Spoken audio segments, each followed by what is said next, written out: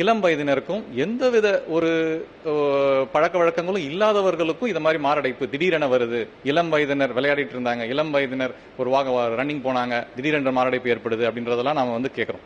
So இத மாதிரி ஒரு காலகட்டத்தில் இருதய அடைப்புகளை கண்டுபிடிப்பதற்கு இந்த பரிசோதனை இல்லாம வேற என்ன அடுத்த கட்ட பரிசோதனையை செய்யலாம் அப்படின்னு பார்க்கும் பொழுது சிடி கால்சியம் ஸ்கோரிங் அப்படின்னு சொல்லக்கூடிய ஒரு நவீன பரிசோதனையை இங்க நாங்க அறிமுகப்படுத்தி இருக்கிறோம்.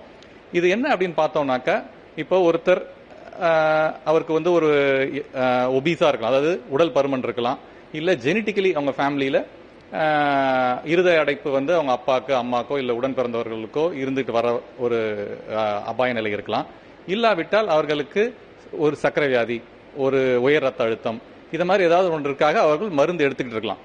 இல்ல அவர் வந்து ஒரு ஸ்மோக்கரா இருக்கலாம், இல்ல ஸ்ட்ரெஸ். இப்பெல்லாம் பாத்தீங்கன்னாக்கா பல வகை நம்ம செய்யக்கூடிய தொழில் சம்பந்தமான ஸ்ட்ரெஸ், வேலை சம்பந்தமான ஸ்ட்ரெஸ், தூக்கமின்மை இதெல்லாம் அதிகமா இருக்கிற காலகட்டத்தில் அந்த மாதிரி ஒரு நிலையும் இருக்கலாம்.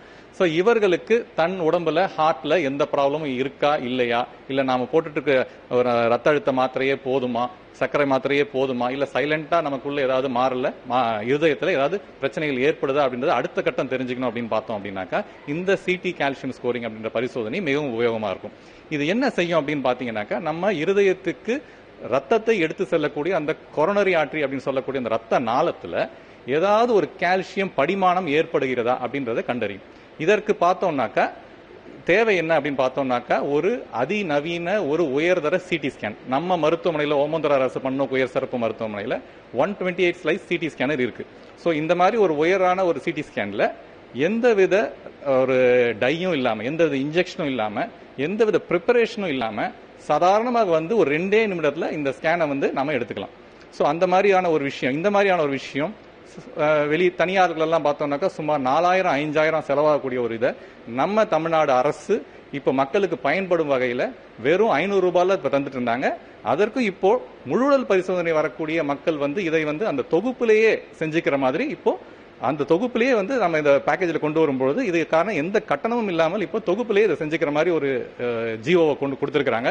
ஸோ இதன் மூலமாக நம்ம என்ன செய்யறோம் அப்படின்னு பார்த்தோம்னாக்கா, பொதுமக்களுக்கு நம்ம இந்த மாதிரி ஒரு ஸ்கிரீனிங் டெஸ்ட்டை பண்ணும்பொழுது அவர்களுக்கு ஏற்கனவே எடுத்துட்டு இருக்க மாத்திரை போதுமானதா, இல்லை ஏதாவது இதற்காக ஒரு மாத்திரை எடுக்கணுமா, இல்லை அடுத்த கட்ட ஆன்ஜியோ போன்ற ஏதாவது ஒரு பரிசோதனையை மேற்கொள்ளணுமா அப்படின்ற ஒரு டெசிஷனை வந்து இந்த ஸ்கேன் மூலமா நம்ம நிச்சயமா கண்டுபிடிக்க முடியும். இதன் மூலமாக ஒருத்தருக்கு பெரிய ஹார்ட் அட்டாக் வர்றதையோ இல்ல வந்து நிச்சயமா தடுக்க முடியும் அப்படின்றத நாங்க நம்புறோம்.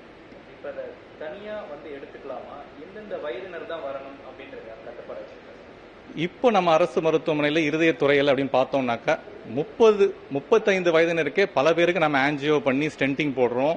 35-40 வயதிலே பல பேருக்கு பைபாஸ் சர்ஜரி பண்ற அளவுக்கு நம்ம மருத்துவமனையிலே செஞ்சுட்டு இருக்க நிலையை பார்க்கும் பொழுது இந்த குறிப்பிட்ட வயதினர்கள் தான் இந்த பரிசோதனை பண்ணிக்கணும் அப்படின்றது உறுதியா வரையிட்டு சொல்லவே முடியலைங்க.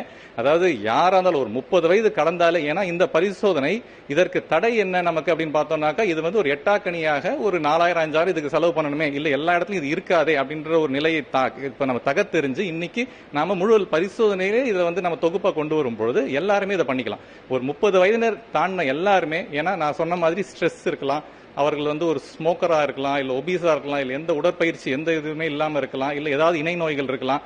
அவர்கள் எல்லாருமே இந்த பார்த்து நம்ம இருதயம் பாதுகாப்பாக ஆரோக்கியமாக இருக்கிறதா என்பதை உறுதி செய்வது வித்தின் 2 மினிட்ஸ் நம்ம இதை பண்ணும்போது நிச்சயமா எல்லாருமே இதை பயன்படுத்திக்கலாம்ன்றதுதான் என்னுடைய கருத்து. தனியா வந்து எடுத்துக்கலாம், தொகுப்பு இல்லாம தனியா இது மட்டும் வந்து எடுக்கணும்.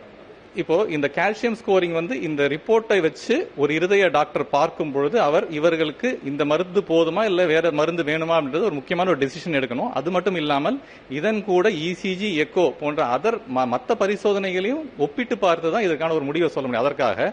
அதனால இப்ப வந்து மருத்துவரின் பரிந்துரையின் பேர்ல தனியாக அதை வந்து எடுத்துக்கலாம். நம்ம முழுடல் பரிசோதனை மேல மருத்துவர்கள் இருக்கிறாங்க. இந்த ரிப்போர்ட்டையும் மற்ற ரிப்போர்ட்டையும் அவர்கள் ஒப்பிட்டு பார்த்து அவர்கள் வந்து முறையான வழிகாட்டுதலை மக்களுக்கு கொடுப்பாங்க. அதனால மக்கள் தானாக வந்து இதை எடுத்துக்கிறத விட ஒரு மருத்துவரின் ஒரு பரிந்துரையின் பேர்ல இதை எடுத்துக்கிறது தான் சிறப்பாக இருக்கும்.